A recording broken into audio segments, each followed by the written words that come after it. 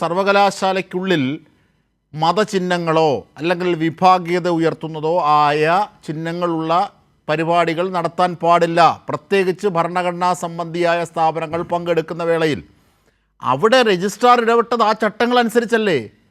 അത്തരമൊരു പരിപാടി നടത്താൻ പറ്റില്ല എന്ന് രജിസ്ട്രാർ നിലപാടെടുത്തത് അദ്ദേഹത്തിൻ്റെ അധികാര പരിധിയിൽ നിന്നുകൊണ്ട് ചട്ടങ്ങൾ അനുസരിച്ചല്ലേ. അങ്ങനെ നടപടിയെടുത്തതിന് എങ്ങനെയാണ് ഇത്തരത്തിൽ ചട്ടവിരുദ്ധമായ നീക്കങ്ങളിലേക്ക് നീങ്ങാനാകുന്നത്?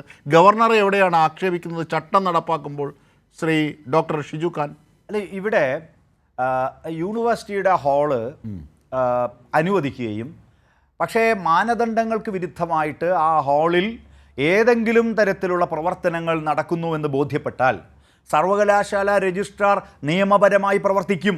അങ്ങനെ നിയമപരമായി പ്രവർത്തിക്കുക രജിസ്ട്രാറുടെ അധികാരപരിധിയിൽപ്പെട്ട കാര്യമാണ്. അതിന് രജിസ്ട്രാർക്ക് ഏതെങ്കിലും തരത്തിലുള്ള വിലക്കുകളില്ല. സർവകലാശാലയുടെ ആക്റ്റും സ്റ്റാറ്റ്യൂട്ടും രജിസ്ട്രാർക്ക് അപ്രകാരമുള്ള അധികാരം പ്രദാനം ചെയ്യുന്നുണ്ട്. അപ്പോൾ അദ്ദേഹത്തിൻ്റെ കൺമുന്നിൽ അദ്ദേഹം അത് ബോധ്യപ്പെടുകയും അദ്ദേഹം അതിന്മേൽ തീരുമാനമെടുക്കുകയും ആ തീരുമാനം നിയമപ്രകാരം അത് വിശദീകരിക്കുകയും അതിൻ്റെ അടിസ്ഥാനത്തിലുള്ള ഉത്തരവ് പുറപ്പെടുവിക്കുകയും ചെയ്തു. എന്നാൽ അങ്ങനെ ഉത്തരവ് പുറപ്പെടുവിച്ചാൽ, അങ്ങനൊരു തീരുമാനമെടുത്താൽ അതിൻ്റെ അടിസ്ഥാനത്തിൽ രജിസ്ട്രാർക്കെതിരായിട്ട് നടപടി സ്വീകരിക്കുമെന്നും നീക്കം നടത്തുമെന്നും വൈസ് ചാൻസലറായിട്ടുള്ള മോഹൻ കുന്നുമേൽ പ്രഖ്യാപിക്കുന്നു. അപ്പോൾ ഇതിനു പിന്നിൽ ശക്തമായിട്ടുള്ളൊരു ഗൂഢാലോചനയുണ്ട്. അതോടൊപ്പം ചാൻസലറുടെ ഓഫീസിനെ ഇത്തരം കാര്യത്തിൽ ചാൻസലറുടെ ഓഫീസ് തെറ്റായ നിലയിൽ പെരുമാറുന്നു. അതിൻ്റെ അടിസ്ഥാനത്തിൽ ചാൻസലറുടെ ഓഫീസും വൈസ് ചാൻസലറുടെ ഓഫീസും എല്ലാം ചേർന്നുകൊണ്ട് ഒരു പദ്ധതി നടപ്പിലാക്കി രജിസ്ട്രാർക്കെതിരായിട്ട് സസ്പെൻഷൻ നടപടി കൊണ്ടുവരികയാണ്.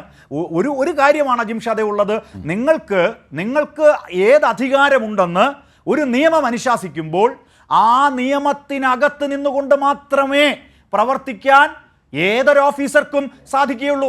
ഇന്നലത്തെ ഒരു ഡിബേറ്റ് നടന്നപ്പോൾ ഒരു ജേർണലിസ്റ്റിനോട് ചോദിക്കുകയുണ്ടായി, രാജ്ഭവൻ ഇടപെട്ടല്ലോ. ഞാൻ പറഞ്ഞു, രാജ്ഭവനല്ല, രാഷ്ട്രപതി ഭവനായാലും രാജ്യത്തെ കോൺസ്റ്റിറ്റ്യൂഷനും അതിൻ്റെ അടിസ്ഥാനത്തിൽ സ്ഥാപിതമായ നിയമസഭകളും അതിൻ്റെ അടിസ്ഥാനത്തിൽ രൂപപ്പെട്ട ആക്റ്റും അതിനെ ബേസ് ചെയ്തുകൊണ്ട് തയ്യാറാക്കപ്പെട്ട സ്റ്റാറ്റ്യൂട്ടും ഈ രാജ്യത്ത് നിയമപരമായി സൃഷ്ടിക്കപ്പെട്ടതാണ്. അത് തങ്ങൾക്ക് ബാധകമല്ലെന്നും അത് തങ്ങൾക്ക് ലംഘിക്കാമെന്നും ചാൻസലർക്ക് തീരുമാനിക്കാൻ കഴിയില്ല, വൈസ് ചാൻസലർക്ക് തീരുമാനിക്കാൻ കഴിയില്ല. സത്യത്തിൽ ഇത് ഗുരുതരമായ നിയമവിരുദ്ധ പ്രവൃത്തി നടന്നിരിക്കുന്നു. ഇൻചാർജ് വൈസ് ചാൻസലറാണ് മോഹനൻ കുന്നുമ്മേൽ. അദ്ദേഹം ഒരു വൈസ് ചാൻസലറായി കേരള യൂണിവേഴ്സിറ്റിയിൽ അപ്പോയിന്റ് ചെയ്യപ്പെട്ട ആളല്ല. UGCയുടെ നിയമപ്രകാരമോ സംസ്ഥാന നിയമപ്രകാരമോ അപ്പോയിന്റ് ചെയ്യപ്പെട്ട പെർമനന്റ് വൈസ് ചാൻസലർ അല്ല. അദ്ദേഹം അവിടെ ഇരിക്കുന്നത് ഒരു ആക്ടിംഗ് ഇൻചാർജ് വൈസ് ചാൻസലർ. എന്നിട്ട് എങ്ങനെയാണ് റഷ്യയിലേക്ക് പോകുമ്പോൾ സിസ തോമസ് എന്ന് പറയുന്ന മറ്റൊരു തരത്തിൽ വിവാദം ഉണ്ടാവുകയും പല വിധത്തിലും കോടതിയിൽ കേസ് നടക്കുകയും വ്യവഹാരം നടക്കുകയൊക്കെ ചെയ്യുന്ന സിസ തോമസിനെ താൽക്കാലിക ചുമതല ഏൽപ്പിക്കുന്നത്? അല്ല, അത്തരം കാര്യങ്ങൾ നേരത്തെ തന്നെ നിരവധി നിയമ പോരാട്ടങ്ങൾ നടക്കുകയുണ്ടായി. ഇപ്പോൾ പശ്ചിമ ബംഗാളിലെ വൈസ് ചാൻസലർ നിയമനവുമായി ബന്ധപ്പെട്ട സുപ്രീം കോടതിയുടെ സുപ്രധാനമായ വിധികൾ വന്നിട്ടുണ്ട്. ഇവിടെ വൈസ് ചാൻസലർമാരെ നിയമിക്കുമ്പോഴും ഇൻചാർജ് വൈസ് ചാൻസലർമാരെ നിയമിക്കുമ്പോഴും ഒക്കെ ചാൻസലർ എടുക്കുന്ന സമീപനം, മുൻ ചാൻസലർ എടുത്തിട്ടുള്ള സമീപനം, ഇതെല്ലാം വളരെ ഗൗരവപ്പെട്ട നിയമപ്രശ്നങ്ങൾ ഇവിടെ സൃഷ്ടിക്കുകയാണ്. ഒരു സംസ്ഥാന ഗവൺമെൻറ് അത് എല്ലാ സംസ്ഥാനങ്ങളിലും പ്രവർത്തിക്കുന്നുണ്ട്. ഈ സ്റ്റേറ്റ് സർവകലാശാലകളെന്ന് പറഞ്ഞാൽ സ്റ്റേറ്റ് നിയമസഭ പാസാക്കിയ നിയമങ്ങളാണ് അവിടെ പാലിക്കപ്പെടുന്നത്. അവിടുത്തെ ബഹുഭൂരിപക്ഷം വരുന്ന ഫിനാൻഷ്യൽ സഹായവും ചെയ്യുന്ന ധനസഹായവും ചെയ്യുന്നത് സംസ്ഥാന ബജറ്റിൽ നിന്നാണ്, സംസ്ഥാന ഖജനാവിൽ നിന്നാണ്. അപ്പോൾ സംസ്ഥാന ഖജനാവിൽ നിന്ന് വലിയ തുക ചെലവാക്കി പ്രവർത്തിപ്പിക്കുന്ന സർവകലാശാലകളിൽ ഞങ്ങൾ തന്നിഷ്ടം തീരുമാനിക്കുമെന്ന് ചില ആളുകൾ ഉത്തരവിടുകയാണ്. ഇത് അംഗീകരിക്കാൻ കഴിയില്ല.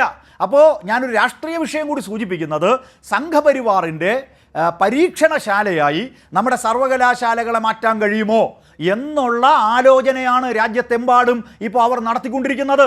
അവർക്ക് കിട്ടിയ വലിയ തിരിച്ചടിയായിരുന്നു തമിഴ്നാട്ടിലെ നിരവധി നിയമങ്ങളെ സംബന്ധിച്ച്, ബില്ലുകളെ സംബന്ധിച്ച് സുപ്രീം കോടതി വിധി പുറപ്പെടുവിച്ചത്. വൈസ് ചാൻസലർ നിയമനത്തെ സംബന്ധിച്ച് സുപ്രീം കോടതിയുടെ വിധിന്യായം. ഇതെല്ലാം കണ്ടിട്ടും ഇതെല്ലാം കേട്ടിട്ടും നമ്മുടെ രാജ്യത്തെ ചാൻസലർമാർ, നമ്മുടെ രാജ്യത്തെ ഗവർണർമാർ കണ്ണു തുറക്കുന്നില്ലെങ്കിൽ നിയമപരമായ പോരാട്ടവും രാഷ്ട്രീയ പോരാട്ടവും ഞങ്ങൾ തുടരുക തന്നെ ചെയ്യും.